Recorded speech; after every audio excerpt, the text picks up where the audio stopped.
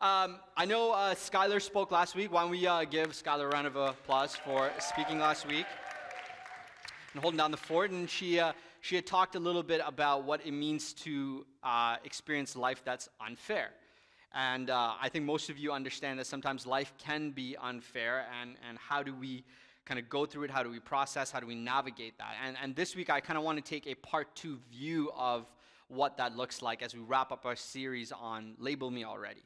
And one of the things that we love to label ourselves with, and maybe we don't actually say it out loud, but we love to label ourselves with hurts, burns, and grudges. How many of you love to hold a good grudge, if you're willing to admit it? Okay, praise, definitely. His hand is all the way up. My friend Kyle over there. Okay, there's a few over here. All right. How many of you have ever experienced hurt before? Okay, I would probably say almost every single person. Jayla's the exception. You've never been hurt before, right? You're perfect? Hi, how are you? How many of you have been burned by people before? Right? Kind of the same thing as hurt. Okay, how does that make you feel?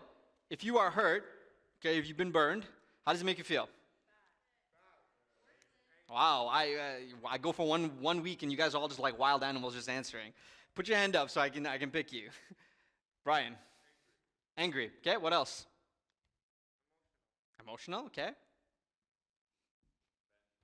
Vengeful, okay. How is that different than anger for those who want the definition of vengeful? Ah, okay. Yes. Inferior, okay. Nice. Confused, okay. What else? Used. That's a good one. Betrayed. Okay, let's bring out all the thesaurus words. What else? Any more? Anyone feel really good? Anyone feel excited? All right. Oh, that person burned me. Yeah, I love it. I'm posting on social. No? Nobody? Oh, just me, I guess. Anyone up there? Definitions? Or not definitions. How does it make you feel when you're burned or hurt? Josh, you look like you're thinking. Lost. Ooh, that's a good one. GP, you look like you want to answer. Oh, you're just looking. Okay. One more. Give me one more. Your blood boils. So you get like red? I wouldn't know what that feels like. Oh, no. She said no. I thought that's what she said. I'm going to go to Tina because she did have her hand up. Last one. Huh? Cynical. Okay. Sorry, I guess. Okay, hold on. Let me go to you and then we'll go up there. Disrespected. Okay, James. What? I have no idea what he said. Oh, so, jeez. Okay. Get out of here. GP. Roll. That's good. We all have different definitions of, being hurt and burned, but none of us would say that any of it is pleasant. But one of the greatest dangers of being hurt, burnt, is becoming bitter. Now, can anyone tell me what the definition of bitter is? Yes, Michael, you're doing this. You look like you kind of know it. Huh? Okay, he's going with no taste. Yes. Salty? Okay, so I guess he's going with taste as well. What else? Googling. Okay, we're Googling bitter. Anyone what? Go ahead. Sure.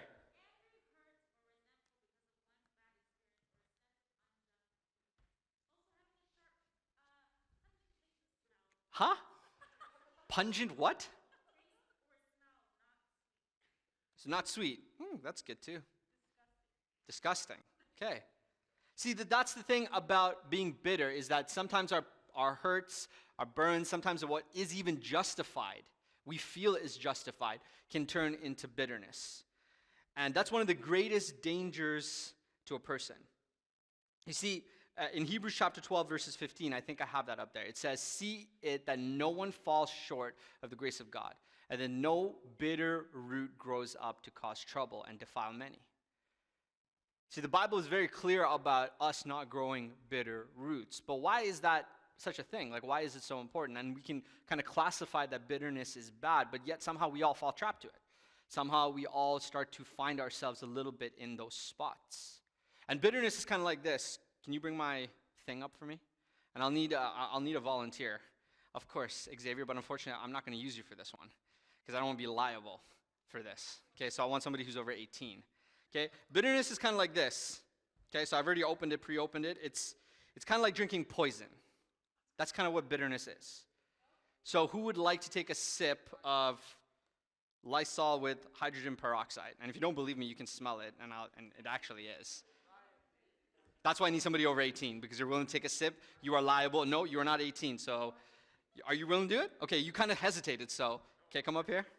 Okay, this is what bitterness kind of like is, okay? And then you can kind of make that bitter face, okay?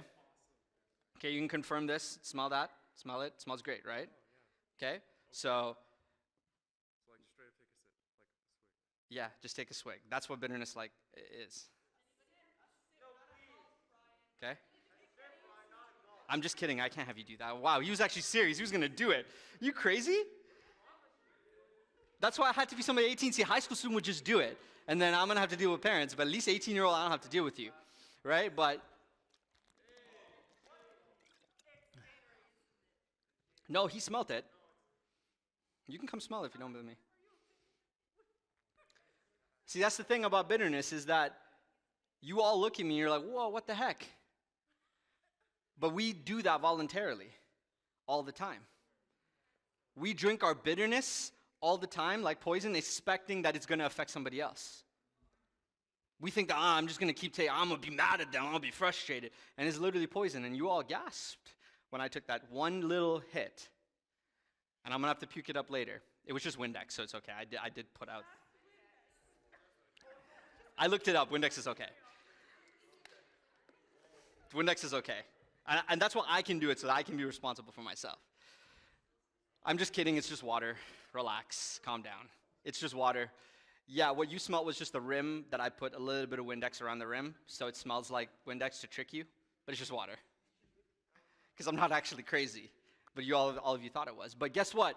Some of y'all are crazy enough to operate in your bitterness expecting that it's going to damage somebody else. But yet your poison's only hurting you. And that's all bitterness ever does. Bitterness is like a poison. And before it's too late, we got to recognize the pattern that actually exists in our lives. Because you keep drinking that, it's just going to keep destroying your insides. It's going to go from the inside out. Because if I kept drinking that, if that was actually hydrogen peroxide, what would happen long term?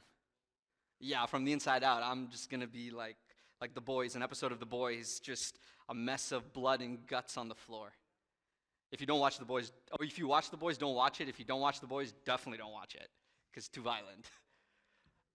But that's what bitterness does. It works from the inside out.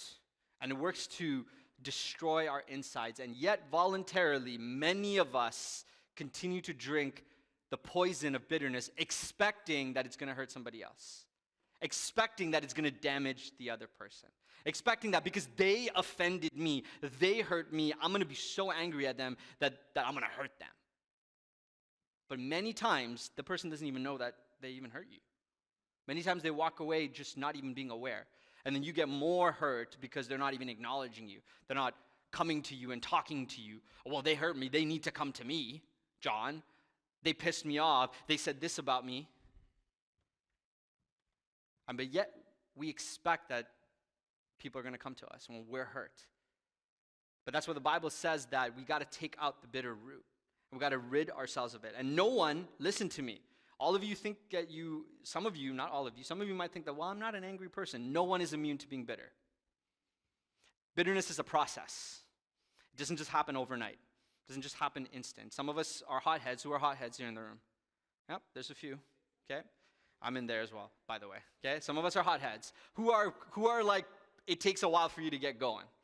Like, it's a little bit patient. No, you just said you were a hothead. You can't be both, okay?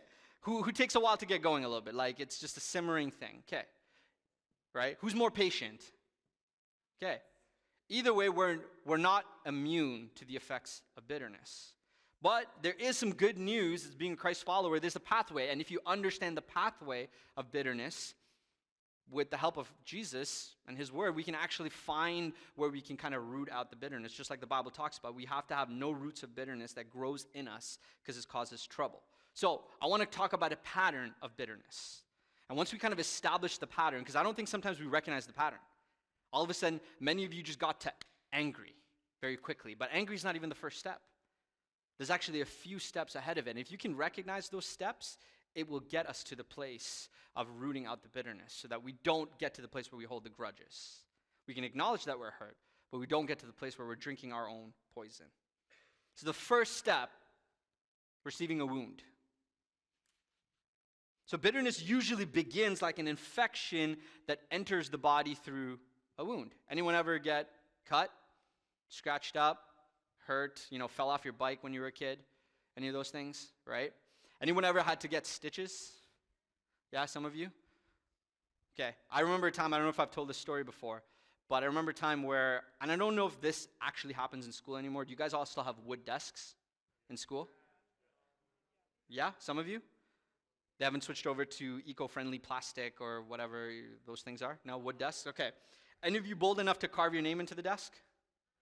Some of you, okay? Yeah, the older ones put their hands up, right? So I remember a time where I tried to carve my name. I was sitting at a desk and I had an X-Acto knife. So I started to go at it, right? Try to put my name. My name's John. So, I actually started backwards. I started with N, then I went O, and then I got to the J. And so I did the bottom part of the J, and I was trying to do the top part. I'm like grade 7. And the X-Acto knife kept getting stuck in the middle of like the top part, like right in the middle. I couldn't get the other part. So I'm sitting at my desk and I go like this, and I go like this to, get that line in. Of course, it slips the desk, and guess where that X-Acto knife goes? Right into my thumb. So if you actually see, I don't know if you can see it, but I actually have a line right here from stitches, because that X-Acto knife went right in. And it went so far in that I went like this, and it was just, the X-Acto knife was just dangling from my thumb. That's how far up it went, okay? And of course, like an idiot, I just went, oh, and I just pulled it right out, right? Because I didn't think it was a big deal. And of course, all the blood goes everywhere. Now, also like an idiot, I said, no big deal. I just put a Band-Aid on it. All good, just wrap it up, right? And I woke up the next morning, and it was pussy and gross, and all the Band-Aids were stuck to it because there was blood everywhere, and it was thick. It was like huge. It was a huge gash. So what do I have to do? Had to get stitches, right? Can't put a Band-Aid on something that requires stitches. If you get heart surgery and you just slap a Band-Aid on it from the first aid box, anyone going to do that? But many times we put Band-Aids on the wounds that require stitches. Many times we think that, yeah, okay, whatever, I'm just going to Band-Aid it, it's no big deal. And what happens, it gets infected. And just like that, the wounds may be small, but when an infection gets in, what happens when an infection gets in? Can anyone tell me when a wound gets infected, what are some of the things that happens? Pain, looks disgusting, what else?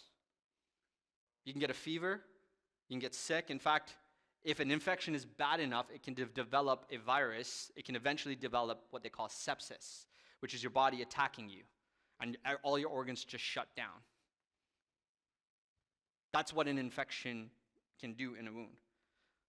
And what do those look like in our lives, though? A critical word, a heated argument, a misunderstanding, an injustice, a betrayal, some type of abuse are all ample opportunities to be wounded.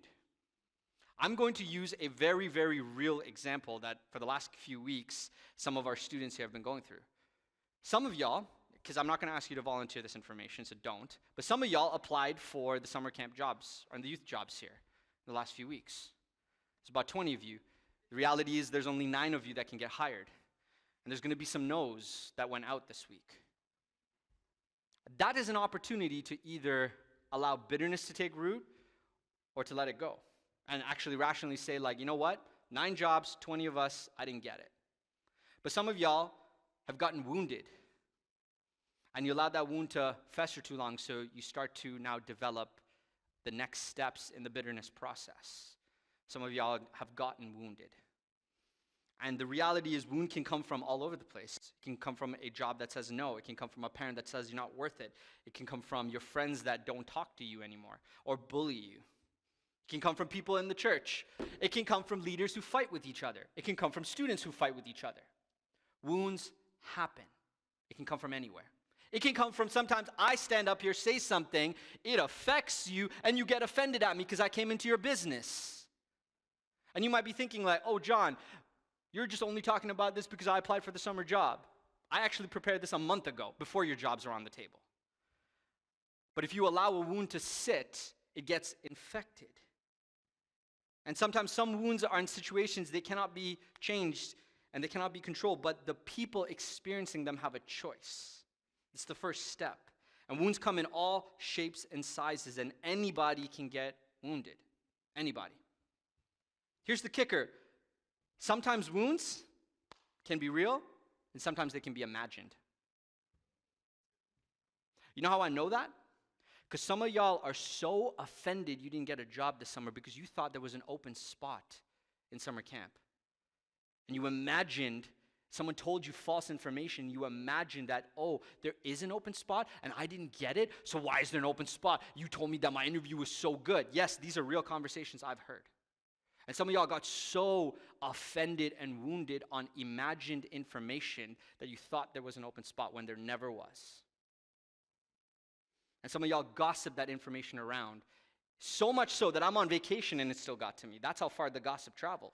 Traveled all the way to LA and Mexico and back.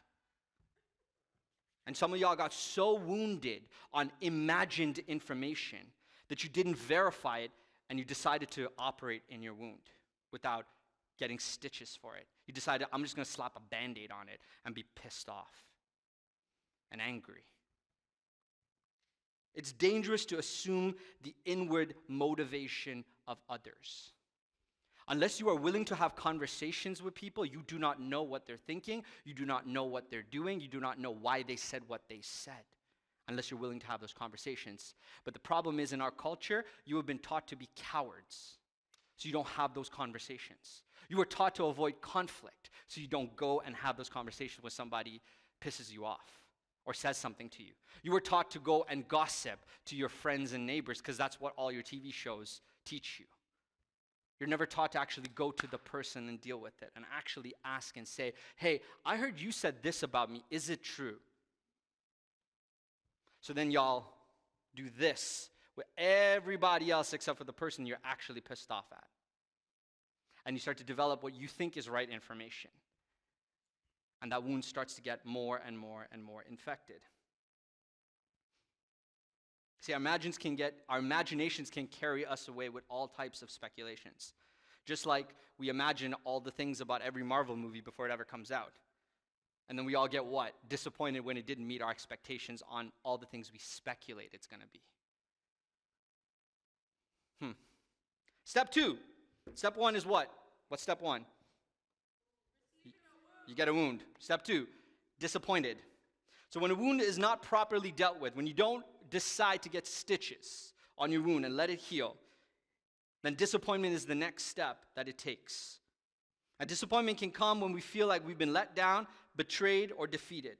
And they're common feelings associated to being wounded. And these things can be directed either to yourself, can be directed to others. In fact, it can be directed to God. You can say, I'm disappointed in God. Even though, quite honestly, that's an uncomfortable idea. God owes you nothing. He owes me nothing. So to be disappointed in God actually makes no sense. He doesn't owe you anything. But sometimes we get that way. When we get wounded, we start to get disappointed. But this is where most of us get to. We get wounded, we get disappointed, and it leads us to our third step. We get angry. See, that's the next stop, pit stop on the road to bitterness. Anger is the result of disappointment that is festering in our hearts. That's literally pus is coming out of those spots. I know, that sounds gross, but that's exactly what anger looks like. That's exactly what happens when you get mad at me or you get mad at each other and you just throw your attitudes and you just say whatever you want to say. How many of you ever said things in a blind anger? My hand's up, right? That's what happens when we get angry. And the untreated passion of our emotions and our passion allows us to start now hurting other people because we're angry, because we don't know how to deal with anger. And it can be seen in our attitude. We get negative. We get short with our words. We get irritable. And the real evidence is we don't lack joy or peace. You can tell when people aren't joyful or peaceful anymore, because when they're angry. And the bottom line is an angry heart manifests itself in so many different ways. And it always associates itself with blaming everybody else. I put a video up there in the thing. But before you show it, I want to see if anybody knows who this person is. Does anybody know the name Gary Vaynerchuk? Ever heard of him? Some of you haven't. Okay. Tina, who's Gary Vaynerchuk or Gary V?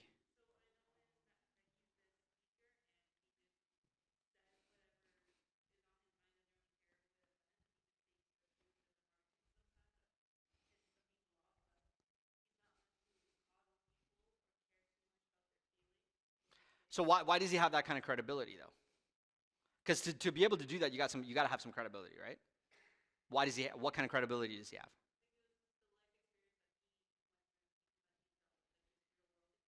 Okay. Gary Vaynerchuk's worth $400 million. Anybody else worth $400 million in here? No? Nobody? All right. So he owns multiple businesses. Heavy investor in Snapchat, Facebook, Uber, all that kind of stuff like that. Got there before. He's the big social media guy. Used social to help business elevate. And so he cares about the business community. How many want to be successful? I mean, I would say almost every person in this room wants to be successful. Almost every person equates financial success as success. I think that's reasonable. If somebody's doing well in life, they have money, we always say they are successful or rich. There's that too, okay? So at the end of the day, he has money, he's invested, and people love him. Entrepreneurs love him. Business people love him. He has the ear of almost every business leader in America and Canada. I know this because I'm in this community. I see how much business leaders talk about this guy, his influence. And yet, we all know business to be ruthless, right? People talk about it. Oh, business is a dog-eat-dog world. You have to get yours. You got to cut people off and do this and do that. But yet, this is what he has to say when it comes to business. Throw that video up for me. Everybody will tell you whose fault it is for them not to be happy. The actual answer is, it's your fault. I'll tell you why. You can put the work into therapy. You can put the work into exercise. You can put the work into meditation. You can put the work into cancer. You can put in the work. Accountability is amazing. It leads to happiness. When it's your fault, it's so much more fun. It's very easy to blame your managers, your number 2, your number 3, your number 4, your employees. It's very easy to do that. It's just not true. You're in control. And so I take on that responsibility, and I love being accountable. And I know that if we can teach the world the good of that accountability, that they will start working on fixing it instead of deciding who they're going to blame. Society, the weather, their aunt, your boss. You must get out of that place. So, even the most influential, most successful people understand this principle, for the most part. To be successful requires the ability to know and be accountable, to know that it is me that's in control. I'm in control of myself. My situation is my situation. That I can't just blame everybody else. If I want to be happy, if I want to be content, if I want to be on the road of success, I can't just go around blaming other people. So even our business community gets it. And by the way, he's not a Christian. He's just operating in Christian values. And if you don't believe me, the Bible has existed long before Gary Vaynerchuk has, and says all these things. And yet many times we get angry, and it leads us to the place where we start to blame everybody else. Oh, I'm using this because it's a fresh example from myself. But, I didn't get the job. Well, then maybe the hiring department, they just don't know what they're talking about. Like, I did so good in my interview. They just don't understand me. How come that person got hired? I'm better than them. I have better credentials than them. Some of y'all act like serving in this church is some sort of accolade to you. Oh, well, I come on Sundays. I come on Fridays. How come I didn't get a job? I'm sorry. Most of you don't work nearly as hard as I do, and I don't get paid. Yet I don't run my mouth like that. Because the goal is not to blame everything else. The goal is to be content, to be happy. Are you excited about life? Do you have joy in your life? Do you have peace in your life? Can you operate that way? Because when you cannot operate that way, you start to blame everybody else around you, and then you start to be miserable wretches, to use an old people word. Then you start to act like everybody in life owes you something. Nobody owes you anything, just so you know, including your parents. They don't owe you anything. There's only one thing that you get in life. That's the only promise. What's the one promise you have in life? Death. That's it. It's the only guaranteed promise you get in life. Nothing else. Sorry? And somebody said taxes. Just move to Grand Caymans. There's no taxes there. That's why all the rich people funnel their money to the Grand Caymans. No taxes. That's the only guarantee we have in life. But yet many times we feel like we are owed more than we think. We believe we are really good. We believe that I'm better than other people. But the reality is our anger starts to manipulate what is true and what is facts. And that leads us to our fourth place, unforgiveness. See, if our anger is left unchecked, it leads us to the place of unforgiveness. And how do you know you're harboring unforgiveness? Well, I want to actually go through it. I want you to ask yourself these questions. This is how you know you're unforgiving. Does a person's name cause your stomach to tighten? When thinking about a specific situation or conversation, does your joy evaporate? Do you just turn miserable? Do you look to prove them wrong? Do you secretly wish for vindication or retribution or vengeance, like Rashawn had said? Do you look for the day when those who hurt you experience the same pain you have experienced? Honesty, I appreciate that. See, generally, when you can answer yes to some of these questions, you got some unforgiveness lurking in your heart. So your ability to not forgive. And maybe you're saying, well, John, I don't want to forgive. You're right, absolutely. I don't. But see, as a follower of Christ, you and I, we're called to an abundance amount of grace and forgiveness. Abundance. What does abundance mean? Sorry? A lot. What did you say? More than enough. More than a lot. A ton more.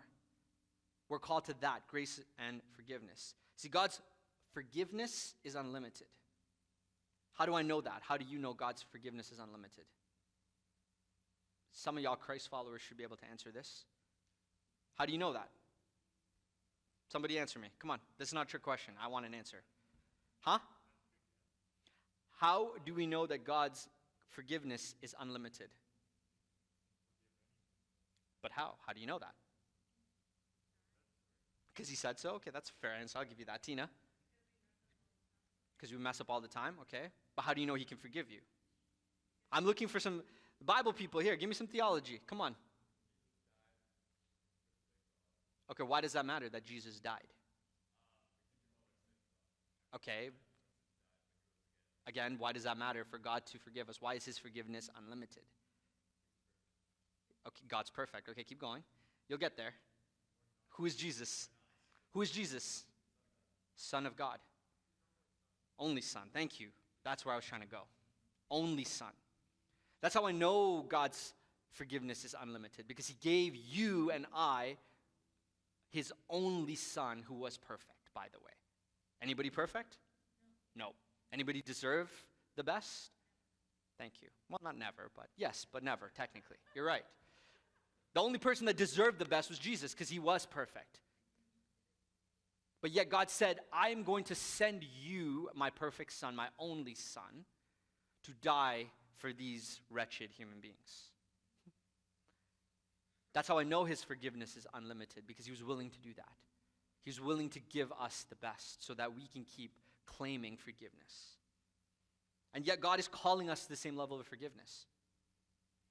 See, in Matthew chapter 18, verses 21 to 22, one of Jesus' disciples, one of his homies, his entourage, he said, this is what Peter said. Then Peter came to Jesus and asked, Lord, when someone won't stop doing wrong to me, how many times must I forgive them?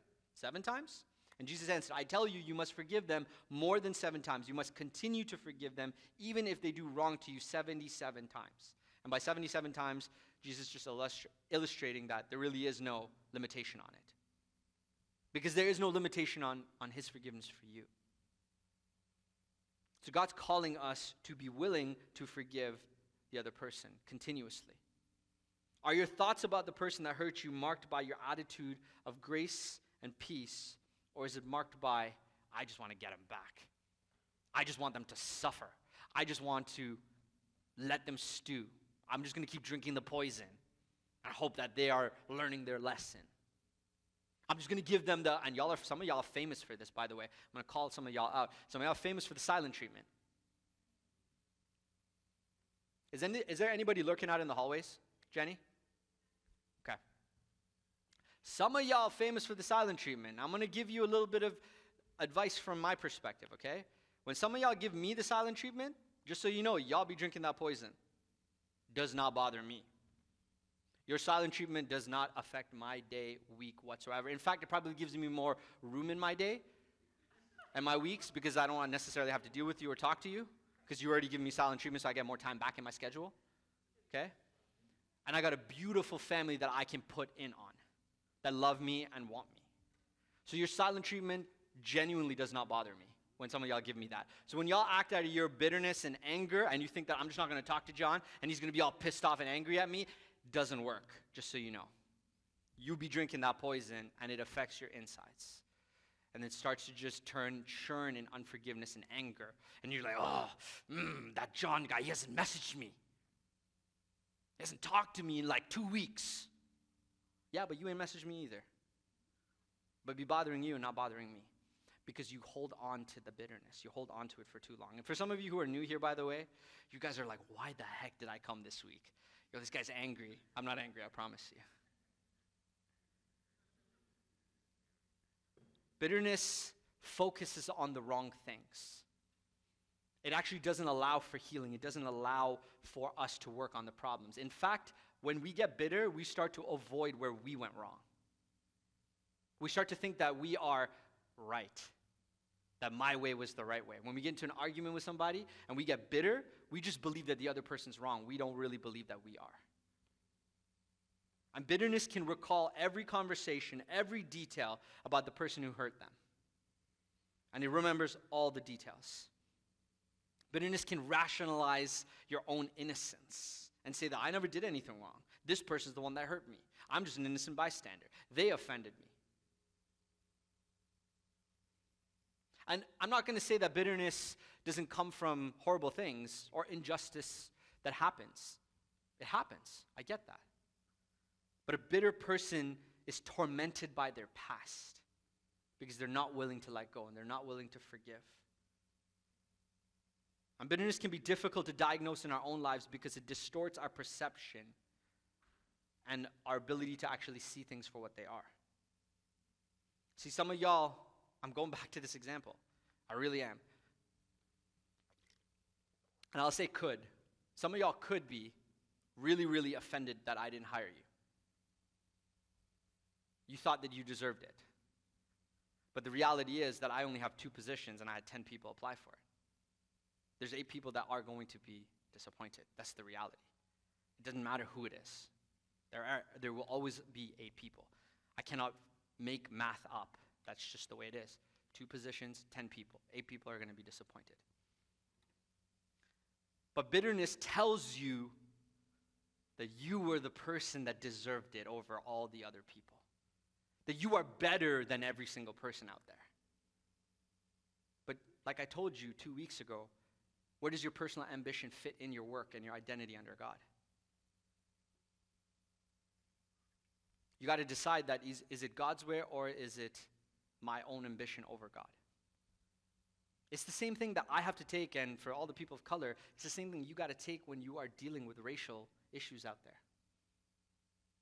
For every cop, for some of y'all that drive, that pulls you over, you want to assume the worst. Trust me, so do I. But I got to assume the best. I have to, because otherwise the bitterness it roots in me, not them. I'm the one who's getting bitter, not them. It doesn't affect them. They still have their jobs. They still get to go do their jobs. But me being angry at them doesn't change the situation. I have to deal with that. And bitterness can skew the perspective and can be really difficult to diagnose in our own lives. But it will harden, break, and destroy all the good things in your lives. How many of you would classify yourself as optimistic people? There's a reason why there's only one real hand that went up. The rest were like, because you get angry and bitter. And by the way, I'm in that boat. I'm not an optimistic person either. I'm in that camp. There's a reason why. Because it robs us. Our anger and our bitterness robs us from our ability to really live with joy. And it kills our ability to love other people. It doesn't allow us to function with our full heart. Have you ever seen people when they have a bad heart?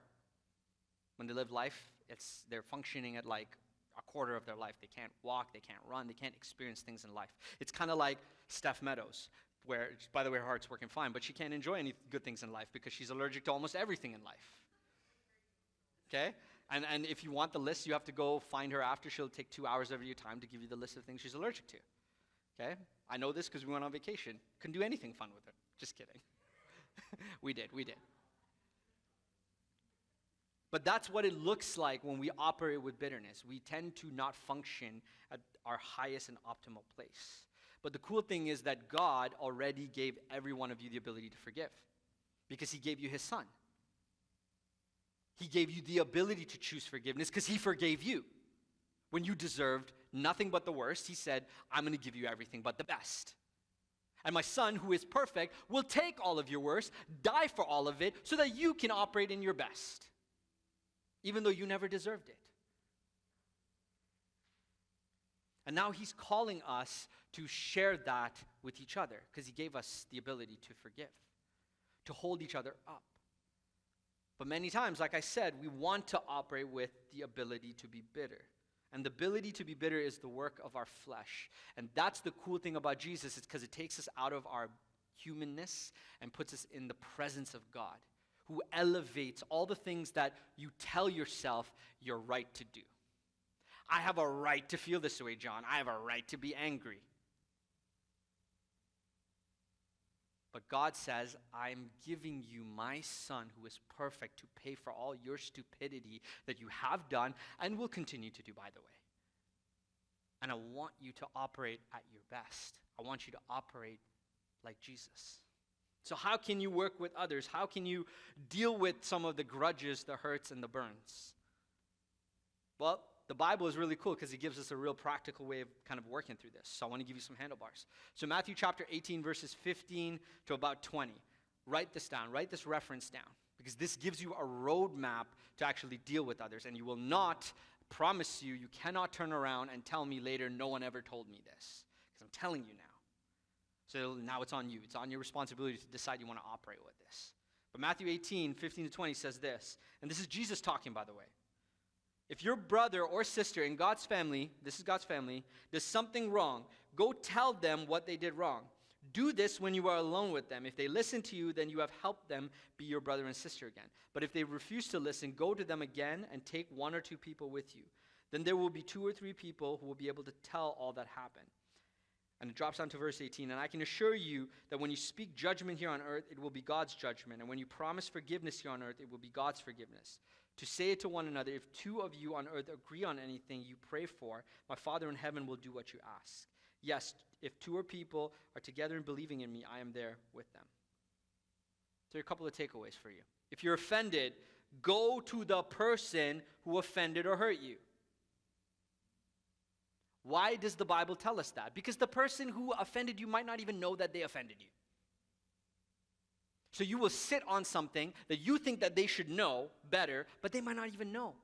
So if you are offended, go to them. Do you know why you need to go to them? It's because then you're willing to actually do something about it. You're admitting that I can go and deal with it. And that's what the Bible says. Deal with them first before you speak to anyone else about it. Because you know why? Y'all be gossiping too much. Too much. Way too much if I'm hearing it in Mexico. Like way too much. So the Bible already knew you 2,000 years ago. So it tells you, deal with the person. Go to them. If they offended you, go to them. You know how many times, sorry Rashawn, I'm going to spill tea. You know how many times Rashawn has offended me in the 2 years that I've known him? But yet most of you know him as the guy that I rely on. Many of you have said, oh, Rashawn's your favorite son. He's the guy you always go to.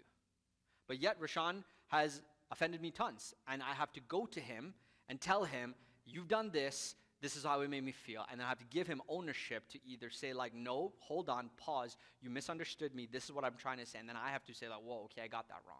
Or he can be like, yeah, my bad. And then we work it out and let it go. Or I could just allow myself to be offended about whatever he says or does. And generally, it revolves around my office.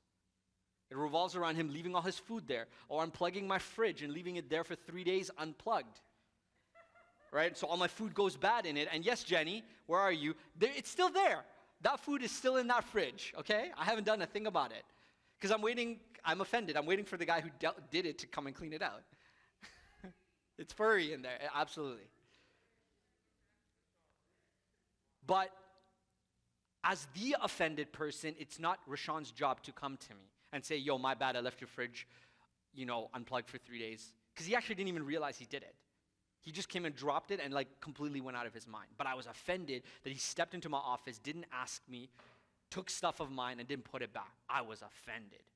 But then I had to admit that I'm offended. I'm getting upset now. I have to go to him and I got to deal with it. And give him a chance to own it and clear the air. Now, however, if they don't agree with it, so if my friend over here, if you decide to get an attitude about it, then the Bible says, then bring another person with you to help them deal with it. So if you've gone to the person and you're just like, hey, you said this and maybe you didn't mean it, but this is how it made me feel. And if that person's just like, nah, I did say that, and I'm not wrong, I don't care about how you feel, and they walk away from it, then you bring another person with you. Guess what? You still don't get to gossip about it. You still don't get to say, I can't believe this person did this. I can't believe they didn't want to apologize. I can't believe that they're so, rude. You get to go to somebody you trust and say, hey, will you come with me? And I want to try again. And, maybe a third person, a person that's not involved in the situation can help them see it better. Can see it my way. Because maybe they're just not seeing it my way and not understanding how I feel. And ultimately, when you promise forgiveness, this is what the Bible says in Matthew 18:16. When you promise forgiveness here on earth, it will be God's forgiveness. So sometimes situations don't resolve. Sometimes that person may never really apologize to you or may never take it back, whatever they did. Sometimes people really hurt you. And maybe they were evil enough to actually mean it. But when you give forgiveness, it will be God's forgiveness. It's God's forgiveness in your life. It's God's forgiveness that you're handing out. So if you've gone and you've done everything that you can, and this person's just not willing, you walk away and just say, you know what? I'm leaving this situation. And I'm going to keep moving forward. Because I've done everything I can to resolve it. And the other person doesn't want to resolve it. And I'm going to move on. But some of y'all don't want to move on. Move on. Move on with your lives. You got way more out there for you. There's way more happening for you. God wants to do so much more for you. Move on. Some of y'all in university, move on from your high school drama. Stop carrying it into first and second year university. Move the frick on. Move on. Oh, high school, hold on. Don't worry, I'm coming at the older ones. Some of y'all in working situations, stop acting like high school students. Move on. Act like adults. Act like the people that can model it for the high school students. Move on. Because you got way more to offer this life. There are people dying in the world right now. Not 50 years ago. Not in World War II. Right now. People are dying, fighting for their lives. Don't have the necessities. You have been given and provided everything you need to succeed in life. Everything. It may not be the Bugatti. It may not be the big house. It may not be $1 million in the bank. It may not be 100,000 followers. You have been given everything to succeed. Move on from your offense. Move on from your hurt. Stop holding on to things from 5 years ago, 10 years ago, 2 days ago. Move on. Because if you don't move on, you are always going to be that bitter, angry, crabby person that ends up being that cat lady with a million cats. And that's all you get, and that house smells nasty. Because you have no ambition at that point. Most people have that ambition, but when you don't move on, you got nothing to look forward to. You are just angry and hurt, and woe is me, and I'm a victim, and it's everybody else's fault. Guys, it is your life. You are in control of your life. You have been given everything you need to succeed in life. And yes, guys, disappointment is real. No is a real thing. High school, and college, no is going to happen far more often than right now. You are going to get far more no's than you realize. Just because you have A+ does not mean it's all going to be, what is it, roses and daisies? What do they say? What's the saying? Right? Roses and daisies or whatever, right? The path is not as pleasant as you think it is. You are going to get no's in life. It's okay. I'm telling you, it's okay. Because you will find the right fit. God has your back. He is the great promoter. He knows exactly what you need when you need it. So when it's a no here, he's setting you up by saying, I got a yes for you here. The problem is, if this person says yes to you, you probably are stupid enough to take it. And I don't want you to take it. I want you to be over here. So I'm going to shut this door down for you so that hopefully you're smart enough and trust me enough to walk this way so that I can open this door for you over here. You know how I know this? Because when I wanted an opportunity, God shut the door for me. And I was mad for a second. And then he's just like, buddy, that wasn't for you. I'm shutting the door so that you can move on and I will provide you the right opportunity. I'm like, but I wanted this one. He's just like, dude, let it go. Move on. Let it go. Let it go. That was not for you. That pastor is not against you. Let it go and move on, because I got something better for you that works just the way you want, works exactly in your personality so that you can be yourself. So you don't have to sit there with a suit and tie and talk like a white person. Just move on to the opportunity I have for you. Guys, I'm telling you, when you let bitterness, your offense, and your anger sit inside of you, you are robbing yourself of what God can and will do inside of you. He has so much more to offer you, so much more that he can bless you with, so much more favor, but when you limit him, he's good enough to let you to walk away. He'll say, fine, if you want to control your life, I'm going to walk away, but you don't get the blessings of heaven. You don't get the resources from God. You get to decide what you can get, and many times people are miserable. And I'm telling you, money does not solve everything. It's never going to be enough. You're never going to feel like you have enough. You have to decide that you are content where you are. And as you are content, God starts to open up more and more and more and more. He starts to giving you more than you deserve. I'm just content where I'm at. And if God gives me more, I'll be content then. And if he keeps giving me more, I'll be content then as well. And if he takes it away, I'm still content. That has to be the posture that we're willing to live with, because it avoids us from falling into the trap of getting bitter and angry at people. I'm telling you, I am one of the biggest hotheads in this room. But very rarely do I act out of my anger. Because trust me, you will know when I'm angry. You will not want to be here when I'm angry. Most times I just speak out of passion. I know that's code for anger, but trust me, if I was angry, I wouldn't be here. Why would I? I wouldn't be here on this stage giving you my Friday nights. Come on, let's be real. If I'm angry, if I'm really an angry human being, I really just believe in what God can and will do through you. And I believe that so strongly for you because I believe it for myself. And I believe what God says about who he is and what we can be. But none of us are perfect. We just have to be voluntarily willing to submit to God every time. When we get angry, when we get the self-righteousness inside of us, we have to be willing to take that and put it back under God and say, okay, let me look at it this way. Let me look at the situation differently. Maybe this person didn't mean to do that. Maybe they didn't mean to say this. Maybe they didn't mean to act this way. And when we're willing to do that, then we start to go to that person and we can talk to them and just say, like, I'm feeling this way, but maybe you didn't mean to be this way, but I don't know because I haven't talked to you about it. And we start to clear the air on things, start to work things out, start to maybe heal our friendships. Some of y'all who've been here for long, and I'm picking on the ones who've been here for like 10 years, so that's not a lot of you in this room. Some of y'all are so angry with each other, you need to let that crap go. You need to let it go. Cut it out. Move on and let it go. Because you are robbing yourself of what God can do through you. You are robbing yourself of what He is trying to do for you.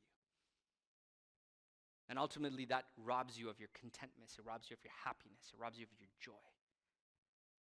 So then you just stop trying. You stop living. And just when you thought you were at the edge of what God was trying to do for you, you stop right there. And never finish the race. And no one rewards anybody who never finishes, do they? Have you ever seen a reward for anybody that never finishes? But many times that's where we get to in life. We just stop short of where God is actually trying to work for us, trying to do things for us. So tonight, we're going to work some stuff out. We're going to work it out tonight. And if you really believe that God can do something, you'll trust Him. Or if you really want to just keep holding on to your grudges and just be like, nah, I got too much pride, John. I got too much pride. I'm not going to work nothing out here. You ain't going to tell me what to do. Here you go. You keep drinking that poison. Let's see how that works for you long term. Thank you, Martin. Just like it literally stole the words out of my mouth. Be willing to put your pride down tonight. Some of y'all got some stuff you've been holding on to for a while. Some of y'all may be holding on to it for 2 days. Maybe some of y'all holding on for a week. I don't know. But tonight, I'm asking you to let it go. So do you want an example? I'll put myself on the line for you. I'll throw myself to the wolves here. Okay? I'll be the first to do this. Because you might think like, oh, John, you just tell us to do it. You'll never do it yourself. So I'm going to do it. Unfortunately, for this person, I might embarrass this person, so I'm going to have to again ask for forgiveness after this. But, Skylar, this week, she already knows. This week, we had a conversation at the top of the week, right? We're talking about some stuff, and we're talking about an event, and I was offended at you. I was offended because I felt like some of the things that I wanted done didn't get done. So in that moment, it sat in my heart. And I got a little bit like, cool, I got to take over, and I got to do these things. Now, I let it go because I knew I was in the wrong, but I never talked to you about it. So I'm here right now in front of everybody else, asking for you to forgive me because I was in the wrong. I got offended, and I disrespected, and I didn't hear how you were doing things. You didn't do anything wrong, actually. But I perceived that you did it wrong because you didn't do it my way. And I got offended. So I'm asking you tonight, will you forgive me? Because I know I was in the wrong. She's nodding her head just in case no one saw. Now, I could have prepped her in advance and tried to get an answer, and she could have said no there if you wanted to. And even if she did, I can walk away knowing that I was willing and humble enough to ask for forgiveness because I was in the wrong. Yeah, I wanted to do the right thing. I wanted to have an awesome event next week. And I want to do it my way because I know I will get my stuff done the way I want to. And when I felt in that moment that she was just not willing to do it my way, I got offended.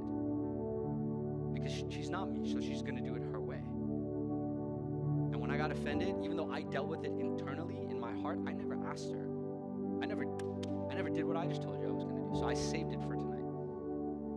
Because I wanted to showcase to you that I'm not better than you. I am just a weak human being that gets just as upset, just as offended, just as hurt as any of you. The difference that I can tell you between you and me right now, and I don't know because maybe you guys are better than me, but I can tell you just me, is that I'm just willing at this point in my life to search for contentment. I want to be content with Jesus. So I don't want nothing in my life to hold me back.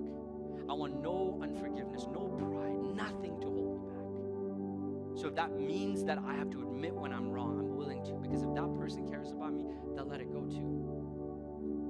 And then we can move on and be friends. And we are friends. But tonight, I want to give you that opportunity. If you are offended at somebody here tonight, I already laid it out for you what the Bible says. If you're offended, go to the person that offended you. And maybe that's somebody in this room here tonight. And maybe it's not. Maybe that person's not here tonight. But I want to give you space to at least allow Jesus into that part, to give you the boldness and the courage to go to that person and release that to him and say, God, I want your forgiveness because I'm in the wrong, but I want to be able to go to this person. I need your strength to go to them. I need your help to help me take that step. But if they're in this room tonight, I don't care what you're doing. You could be up there, by the way. Any of you up there, working. Pay attention, please, for a second. Any of you up there working, this is for you. Stop. I would rather you stop what you're doing. If you've got unforgiveness in your heart and you've got offense in your heart, and go to that person. That is far more important than recording. That is far more important than this stage. Because we're looking at the type of people you want to be, the legacy you want to leave in this world. And just so you know, the world is changing. The world changes. It is no longer really about A pluses and accolades and honor roll and that 4.5 GPA. No longer matters. Just like COVID restructured our world of office work, your education and accolades no longer matter. It matters, but it's not the primary thing. It's why, just so you know, secret, by the way, from a person who does interviews, an interview gets you in the door, your references get you your job. That's why references are called after the interview. Because the references speak to who you are as human beings. Can you work well with others? Can you play well with others? Do you have good character, right? Are you going to steal from us? You're going to work hard. Why do you think they have probationary periods? 3 months, 6 months, whatever they are. Because you can lie in your interview. You can lie about your accolades. Your education doesn't speak to your ability to work with others. Because that's how the world works, working with others. So tonight, I want to give you a chance to own it. And if you are upset at somebody, you're offended at somebody, mad at somebody, if you're mad at me, I'll be on the side. I already own it with one person today. I'll be on the side. Just come and tell me, like, John, I'm pissed at you. I'm not going to sit and slap you in the head. I hear you out, and I'll apologize if I need to. But I want to give you that space tonight. So, yeah, go ahead. So why don't you bow your heads, close your eyes, and stand up because you're young. We're going to bring the lights a little low so that it's not awkward. So if you don't mind bringing just the house lights, leave the stage lights up. I'll invite the worship team to pop back up for a bit here. But tonight, this is for you. This is 100% for you. This is about your life, your future, your ability to leave legacy, your ability to move forward, your ability to actually discover more about yourself. There are parts of your personality right now that are completely in reserve because your anger, bitterness has held you back. Some of you classify yourself as shy and introverted. I'm telling you, that's actually not true all the time. Sometimes your anger and bitterness and your hurt has reserved you. And when you let that go, you'll start to discover more of who you are. So I'm introverted, but I'm not shy. I just need space away from people from time to time. But I'm not shy. But a lot of people used to classify me as shy. Because I let my hurt sit far too long that I just didn't talk to nobody. I don't want to get to know nobody because I didn't want to get hurt by anybody else. So I want to challenge you tonight. I want to give you space here tonight to work that out. And I'm asking you to take a step of bold faith to walk out, go to another person and say, like, listen, this is awkward, but yeah, I am offended at you, or I was upset at you. Maybe you were upset previous, like I was this Monday. And you just want to be able to let them know, I just need you to know this so that I can get forgiveness and we can move on. And I'm telling you, the freedom that you're going to get from that is going to skyrocket you into a place that you've never been before. It's going to unburden you. You're literally carrying luggage from a trip that you went like 10 years ago. You're still lugging it around awkwardly all over the place. So unburden yourself tonight. So here's what I'm asking you to do. Spread out a little bit. Find a spot somewhere. Okay? I know normally we huddle you guys together, but find a spot somewhere so it's not as awkward. Bring the lights down even a little bit lower. Whoa, on the stage for me, if you don't mind. Or not on the stage, in the house. And tonight, if you were offended at somebody here, even if you're on the stage, by the way, okay? I'd rather you leave your instruments, your mics, whatever, okay? And go, all right?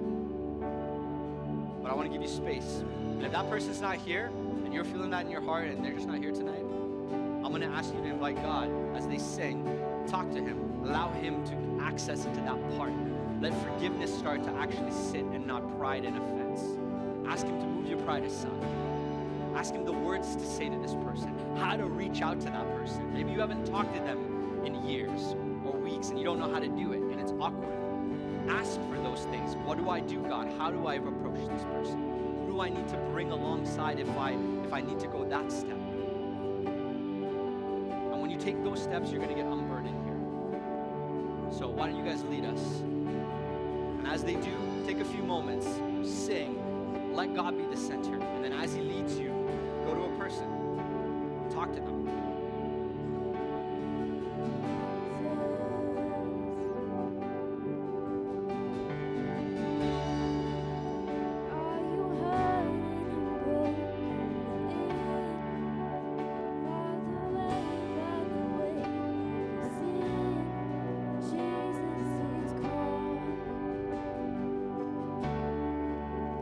Have you come to the